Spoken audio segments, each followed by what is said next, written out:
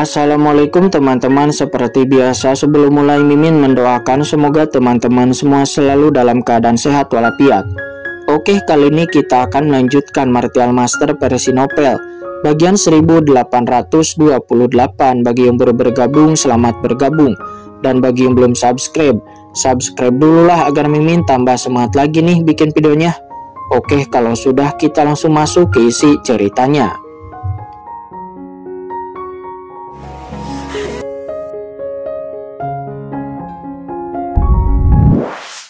Semangat agresif mereka dan malah dirugikan. Kaisar Sime tersenyum ringan seolah mengingatkannya, tetapi dia memaksakan. "Apakah kamu mengingatkanku?" kata Chen Sisi tersenyum tipis. "Tidak, bawahan tidak berani," kata Kaisar Sime. Dia tidak berani, tetapi ekspresinya sangat santai. "Oh, aku pikir kamu cukup berani," kata Chen Sisi menyipitkan mata. "Di sini kamu dapat melakukan apapun yang kamu inginkan tanpa menjadi kuat." Momentum yang tak terlihat langsung menyelimuti Kaisar Sime, dan Kaisar Sime pun tiba-tiba tersenyum. "Ingin menekanku dengan momentum, itu hanya transenden, bukankah itu terlalu banyak berpikir?" "Aku hanya melakukannya untuk kepentingan tuanku," kata Kaisar Sime mengangkat kepala menatap langsung ke arah Chen Sisi berkata sambil terkekeh. Namun di saat tatapannya bertemu dengan pupil mata Chen Sisi yang bening, tiba-tiba boom. Momentum yang mengerikan langsung turun. Itu Kaisar Sime seolah-olah merasa dia telah tenggelam ke dalam jurang yang tak berujung. Di kedalaman jurang itu dia melihat sosok yang mengerikan duduk bersila di sana. Sosok ini seperti dewa menyendiri dan menatapnya dengan dingin. Aura yang tidak dapat dia tahan menyapu. Aura ini begitu kuat sehingga bahkan lebih tinggi dari asal-usul Kaisar Yoming sebelumnya. Hanya melihatnya dari kejauhan, kekuatan yang dapat menghancurkan dunia mengejutkan pikirannya, membuatnya berlumpur, tubuhnya gemetar tanpa sadar dan jiwanya kejang-kejang. Tidak, di bawah tatapan semua orang, Kaisar Sime tiba-tiba gemetar dan mengeluarkan raungan ketakutan. Seluruh orang itu berlutut dalam sekejap, berlumuran keringat dingin, matanya kabur seolah-olah dia telah kehilangan jiwanya. Bagaimana situasinya? Semua orang yang melihat pemandangan ini dengan takjub, hati mereka bergetar. Kaisar Sime saling memandang dengan Nyonya Chen Sisi, tapi mengapa responnya seperti itu? Banyak orang melihat Chen Sisi dan yang lainnya dan raut wajah mereka tiba-tiba berubah. Nyonya, ternyata mereka semua adalah bos. Semua orang terdiam. "Sepertinya kalian sudah tahu bahwa kalian salah." Chen Sisi melihat Kaisar Sime lalu menoleh kepada Yukiansu dan yang lainnya berkata, "Ayo pergi." Bus, seketika keempatnya pun pergi bersama. Semua orang juga bergegas pergi. 1000 tulang tidak membuat masalah kali ini, tetapi hanya melirik Kaisar Sime. Biarkan kalian bersikap sombong di depan Nyonya, cari masalah." Setelah mengatakan itu dia berbalik dan pergi. Di pengadilan ini hanya Kaisar Sime yang tersisa. Dia hampir pingsan seolah-olah dia telah diangkat dari air setelah waktu yang lama dia berangsur-angsur pulih. Melihat ke tempat Chen Sisi dan yang lainnya pergi, Kaisar Sime masih memiliki ketakutan yang tersisa. Ada kekuatan yang sangat mengerikan yang tersembunyi di tubuh Nyonya Chen Sisi. Tapi kekuatan macam apa itu? Kaisar Sime menarik napas dalam-dalam. Dia segera menemukan tempat untuk berkultivasi dan menyembuhkan luka-lukanya tanpa kesombongan. Saat ini di dunia luar gemuruh. Qin Chen sedang menyempurnakan istana besar di depannya. Di antara langit dan bumi, pola rahasia yang tak terhitung jumlahnya dilarang untuk bersinar. Pedang karat misterius bergetar hebat dan aura niat membunuh yang mengerikan terus-menerus melesat ke langit. Saya tidak tahu sudah berapa lama waktu berlalu. Dengan suara mendengung, istana megah yang menjulang di depan langit yang tingginya ribuan mil pun menyusut dengan cepat. Dan itu menjadi hanya seukuran telapak tangan dalam sekejap mata, sebelum kemudian langsung bergabung dengan pedang karat misterius di depan Qin Chen. Bangkit, seolah-olah ada sesuatu yang tersangkut di slot kartu. Semburan niat membunuh meledak dari Excalibur dan istana besar itu berubah menjadi dua rahang yang menyatu dengan Excalibur. Boom! Excalibur pembunuh terbalik atau pedang karat misterius itu meledak menjadi cahaya ilahi. Dan dewa kecil tiba-tiba mengeluarkan erangan yang nyaman. "Tuan, sangat nyaman. Aku merasa seperti sudah pulih sepenuhnya," kata dewa kecil. Dia membuka mulutnya dengan gembira dan langsung mendatangi Qin Chen. Qin Chen pun menggenggam pedang pembunuh terbalik atau pedang karat misterius. Duar. Niat membunuh yang ganas mekar dari tubuh Qingchen. Qingchen mencoba mengayunkan pedang Excalibur, tetapi dia merasa bahwa pedang Excalibur di tangannya sangat berat. Dengan kultivasinya sangat sulit untuk dapat mengayunkannya dengan mudah. "Bagaimana situasinya?" kata Qingchen terkejut. Qingchen mengarahkan kekuatan tiba-tiba dan berdengung, tetapi tidak peduli seberapa keras dia mengerahkan. Pedang Excalibur seperti jarum pengikat laut dan tetap tidak bergerak. Qingchen pun terdiam. Setelah pedang itu diperbaiki, dia bahkan tidak bisa mengayunkannya, jadi bagaimana dia bisa bertarung di masa depan? "Dewa kecil, bagaimana situasinya?" tanya Qingchen merutkan kening. "Tuan, jadi begini. Dewa kecil adalah prajurit sihir yang pernah membunuh Kaisar Dewa. Jadi setelah pulih ada dua bentuk, satu adalah bentuk lengkap. Dalam bentuk lengkap, Tuan setidaknya harus menjadi seorang ahli Kaisar Agung sebelum mungkin mengangkatnya." Qingchen tidak bisa berkata-kata, tapi pikirkanlah apa tingkat kultivasi Kaisar Dewa Nisa. Bagaimana senjata ilahinya dapat dengan mudah diaktifkan oleh tingkat Kaisar Semi seperti Qingchen. Jantung Qingchen berdebar kencang. Setelah pedang Excalibur menjadi lebih ringan, kekuatannya tidak akan hilang, bukan? Tanpa sadar dia mengaktifkan pedang Excalibur dan dengan suara keras cahaya pedang yang mengerikan meledak. Dalam sekejap niat membunuh yang tak berujung menyapu seluruh dunia seperti badai. Dalam sekejap selokan dengan panjang ratusan juta kaki terbelah di tanah. Duar. Kehampaan mendidih dan seluruh dunia tanah telarang laut mati mendidih di bawah pengaruh niat membunuh yang mengerikan ini. Seperti air mendidih. Mendesis. Qingchen pun seketika tersentak. Dia menatap pedang Excalibur di tangannya dengan ekspresi terkejut, menakutkan. Meskipun pedang yang diringankan itu setara dengan dikebiri, tetapi kekuatannya masihlah sangat mengerikan. Qingchen merasa bahwa pedang sebelumnya dapat melukai seorang ahli seperti Kaisar Sime yang berada di keadaan sebelumnya di aula. Dengan kata lain, bahkan setelah menjadi lebih ringan, pedang Excalibur masih dapat melukai ahli teratas tingkat Kaisar Agung. Ini bahkan hampir tidak dapat dipercaya. Qingchen sangat tahu betapa mengerikannya ini. Kaisar Agung jauh di atas ranah transenden dan kesenjangan antara ahli transenden dan seorang ahli Kaisar Agung. Itu sejauh kesenjangan antara yang tertinggi dan yang transenden. Bahkan Kaisar Agung yang terluka parah dan lebih lama sekali tidak berada di luar jangkauan yang kuat. Dengan basis kultivasi Qingchen saat ini, ia dapat melukai Kaisar Sime dengan pedang pembunuh terbalik yang setara dengan melukai ahli transendensi di ranah tertinggi. Jika berita ini menyebar, maka seluruh alam semesta mungkin akan mendidih. "Tuanku, bagaimana pendapatmu dengan dewa kecil yang di pedang pembunuh terbalik?" kata dewa kecil berkata dengan bangga. "Sungguh menakjubkan," kata Qingchen menatap pedang Excalibur di tangannya dengan penuh semangat. Matanya seperti melihat tubuh keton yang tak tertandingi dari seorang wanita cantik. Qingchen membelai bilah pedang dan berkata sambil tersenyum, "Aku tidak pernah menyangka bahwa versi yang dikebiri dari pedang pembunuh terbalik akan begitu menakutkan. Ini di luar dugaanku." Nada kegembiraan dewa kecil itu tercekat dan dia berkata dengan lemah, "Tuanku, itu disebut bentuk kedua, bukan versi yang dikebiri," kata Qingchen. Kata dewa kecil. Lalu Qingchen tersenyum tipis. "Ya, itu sama saja." Dewa kecil tidak bisa berkata-kata. Qingchen menatap pedang Excalibur di tangannya dan matanya bersinar. Qingchen bisa merasakan bahwa dia baru saja menebas secara acak sebelumnya dan belum sepenuhnya melepaskan kekuatan bentuk penuh dari bentuk kedua pedang Excalibur. Jika Qingchen menggunakan seni pedang cannon setelah berlatih dengan sword cannon, maka kekuatannya akan menjadi lebih mengerikan.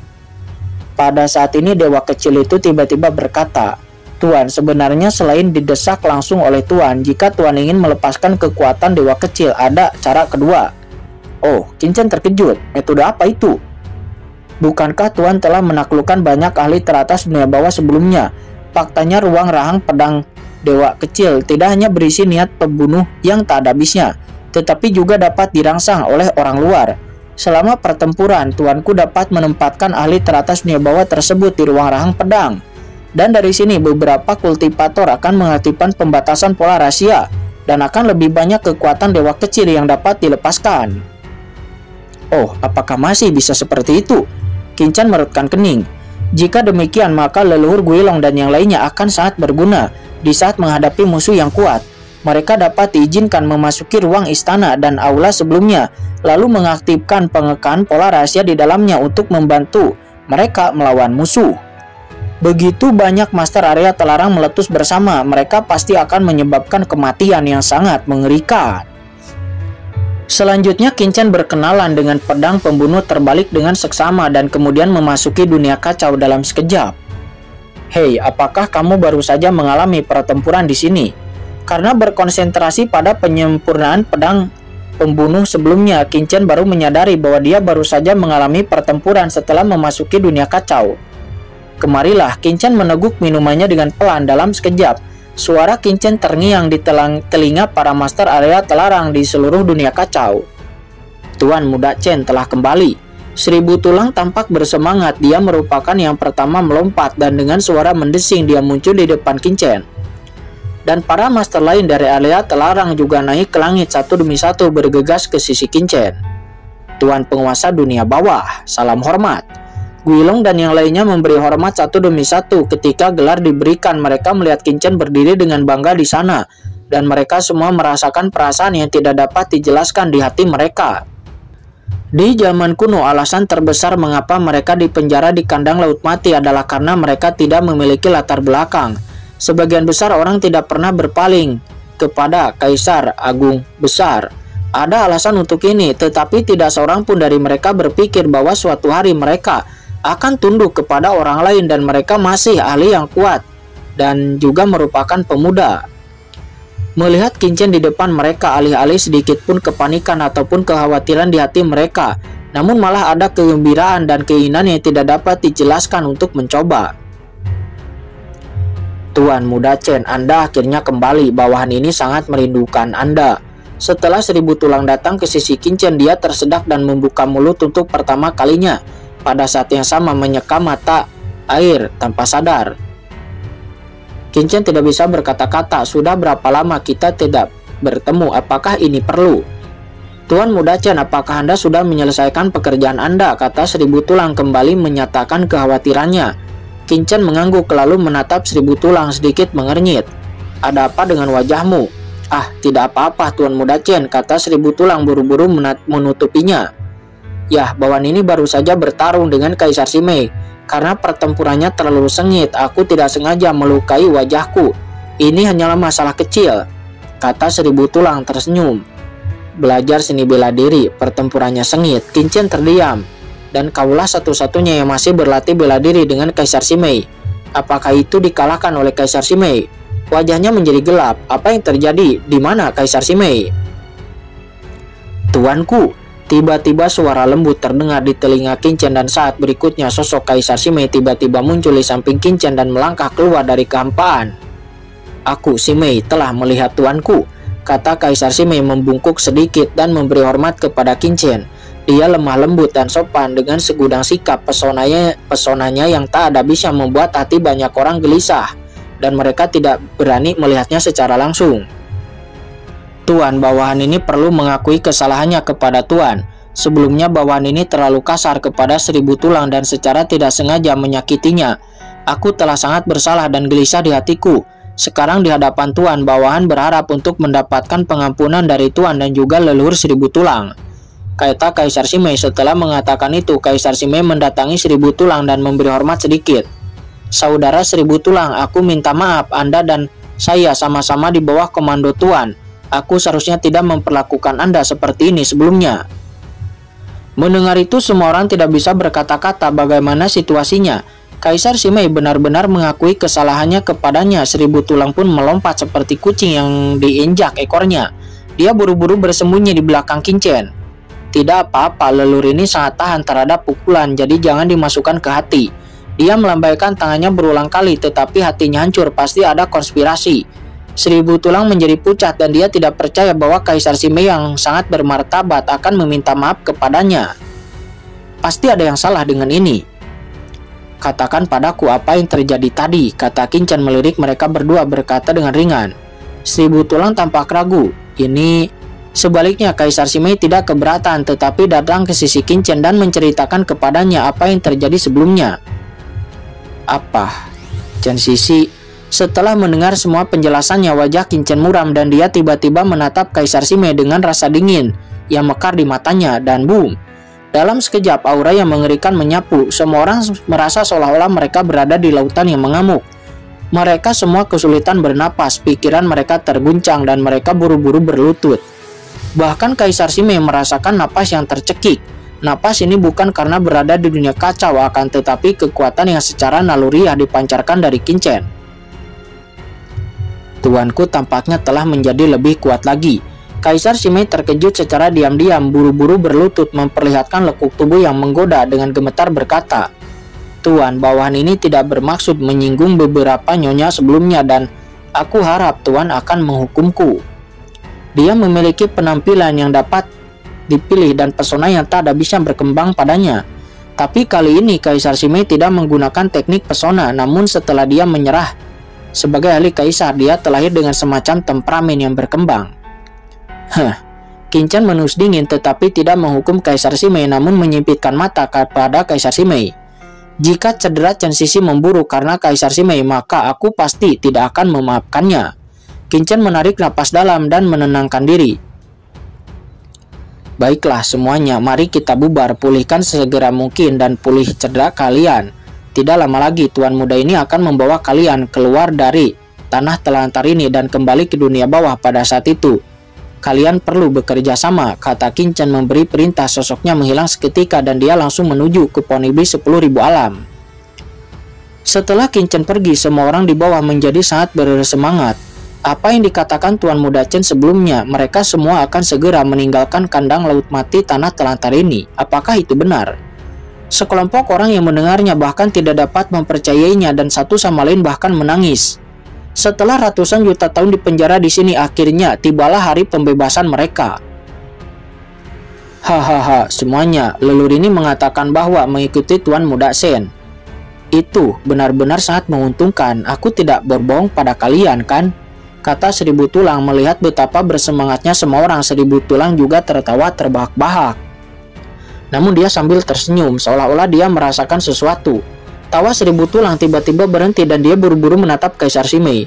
Dia bahkan lupa bahwa iblis ini masih di sini dan Tuan Muda Chen tidak ada di sini. Jadi orang ini apakah akan menyerangnya lagi? Kaisar Sime, mengapa kamu tidak selalu mengucapkan beberapa patah kata? Kata Seribu Tulang buru-buru memberi ruang bagi Kaisar Sime untuk saling ngobrol. Kaisar Sime tersenyum tipis pada Seribu Tulang. Saudara Seribu Tulang, lebih baik kau datang lagi pula. Kamu mengikuti tuanku sebelumnya dan kamu telah bekerja keras. Kaisar masih perlu menyembuhkan lukanya, jadi aku akan pergi dulu, kata Kaisar Sime. Setelah mengatakan itu, dia berbalik dan pergi. Apa yang terjadi? Seribu Tulang berdiri di sana dengan linglung. Apakah Kaisar Sime telah mengubah pendapatnya kepada dirinya? Ataukah dia kewalahan oleh kekuatannya? Ya, dia pasti telah diyakinkan oleh diriku. Seribu Tulang tidak bisa menahan tawa segera. Sementara pada saat ini di bawah pohon iblis 10.000 alam, 4 wanita cantik sedang menyembuhkan diri di sana. Dan tiba-tiba keempatnya mengangkat kepala bersama karena sosok Qingchen tiba-tiba muncul di sana. Chen Xiao, Yu Qiansu, Jiruyu, Chen Sisi, dan Sang Guan Wander berdiri secara bersamaan. Ekspresi mereka bersemangat dan rongga mata mereka langsung basah. Saat berikutnya keempat sosok cantik itu semuanya melemparkan diri ke pelukan Qingchen. Selama mereka kehilangan kontak dengan Qingchen, mereka semua sangat khawatir setengah mati. Aku baik-baik saja, kata Qingchen memeluk mereka berempat dengan sangat erat. Merasakan tubuh lembut dari mereka berempat dan aroma yang menyengat di hidungnya, hati Qingchen langsung berdebar kencang.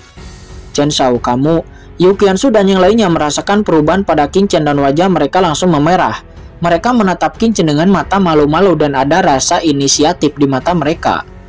Jiruyu tersenyum tipis menempelkan wajahnya di dada Qingchen dan berkata sambil tersenyum, Chen, jika kamu tidak tahan, kamu tidak perlu menahannya, kita semua bisa. Namun sebelum Jiruyu selesai berbicara, dia menundukkan kepala karena malu, wajahnya memerah sampai ke pangkal telinganya. Ekspresi Qingchen membeku. Segera dia menggendong mereka berempat dan melangkah masuk ke rumah kayu di halaman. Dan setelah beberapa saat terdengar suara aneh di dalam rumah kayu itu.